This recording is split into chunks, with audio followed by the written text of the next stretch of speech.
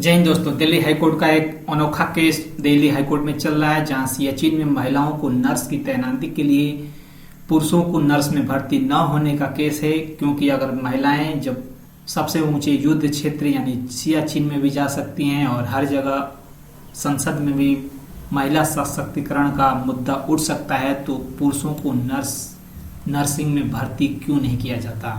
यहाँ पे जो नर्सिंग महिलाएं जो अफसर के बराबर पेमेंट लेती हैं, नॉन कमेंट होने के बावजूद अफसर के बराबर पेमेंट लेती हैं और अफसर की तरह सुख सुविधाएं लेती हैं और उन्हें एमएसपी भी जवानों से बढ़ा कर दी जाती है, तो ये पुरुष क्यों नहीं नर्स के पद पर तैनात किए जा सकते हैं। यही सवाल इसी दिल्ली हाईकोर्ट में चल रहा है और यहाँ पे देखते हैं 19 तारीख को हाईकोर्ट ने क्या फटकार लगाई सरकार को और किस प्रकार क्या जवाब दिया।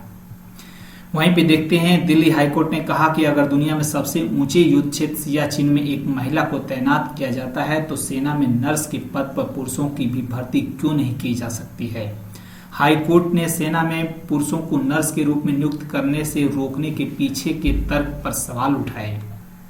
दिल्ली बेंच की एक पीठ ने, जिसमें मुख्य न्यायाधीश सतीश चंद्र शर्मा एवं न्यायमूर्ति संजीव रोलारा की पीठ ने यह सवाल सैन्य नर्सिंग सेवा अध्यादेश 1943 और सैन्य नर्सिंग सेवा भारत नियम 1944 को चुनौती देने वाली एक याचिका पर सुनवाई करते हुए उठाया है।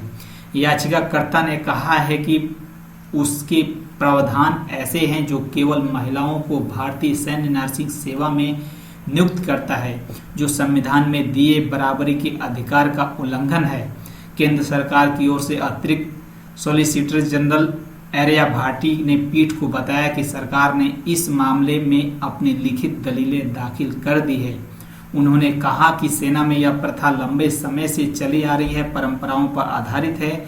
आज ही सरकार महिलाओं को आरक्षण देने के लिए कानून लेकर आई है।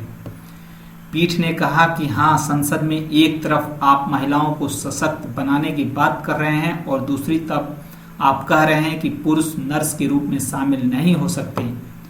अगर एक महिला को सियाचिन में तैनात किया जा सकता है, तो एक पुरुष भी R&R में काम कर सकता है।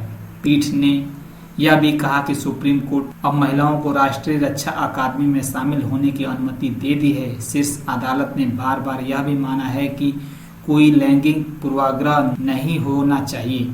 इस पर याचिकाकर्ता इंडियन प्रोफेशनल नर्सेस एसोसिएशन के वकील अमित जार्ज ने कहा कि पुरुषों को सेवा से रोकने वाला अध्यादेश और नियम औपनिवेशिक है।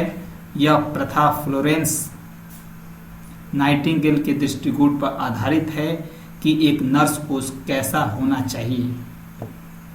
अब हमारे पास सभी अस्पतालों में पुरुष नर्स हैं। सुप्रीम कोर्ट ने कहा कि इस तरह की प्रथा एक खास लिंग को सेवाओं से वंचित करता है। इस दशा में उनका सैन्य परिस्थिति तंत्र में कोई स्थान नहीं है। कोर्ट ने फिर कहा कि यह एक महत्वपूर्ण मुद्दा है जिस पर विचार विमर्श करने की आवश्यकता है।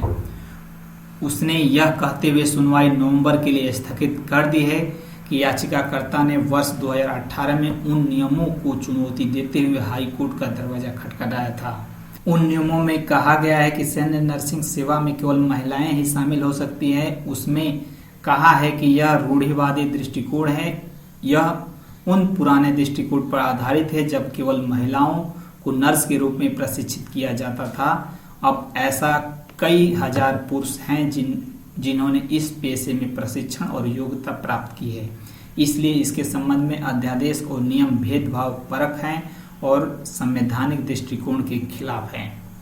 तो इस प्रकार दोस्तों ये मामला नवंबर तक टाला गया है और नवंबर में इसकी याचिका पर सुनवाई होते हुए हो सके फाइनल केस लग जाएगा और फाइनल हो जाएगा इसी साल। और अगले साल से लड़के भी यानी नर्सिंग सेवा में अप्लाई कर सकते हैं और इसमें बाकायदा संशोधन किया जाएगा। ओके दोस्तों, धन्यवाद। जय हिंद।